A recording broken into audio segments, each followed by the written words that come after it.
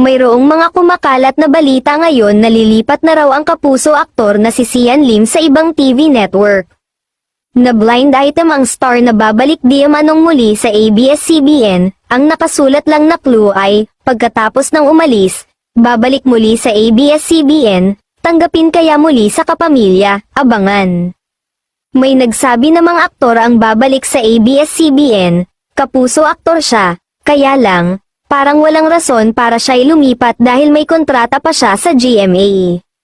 Hindi naman siguro magiging dahilan para muling uminit ang network war between ABS-CBN and GMA Network, malakas kasi ngayon ang collaboration power ng dalawang network, lalo na at magkukolab ang Star Cinema at GMA Pictures.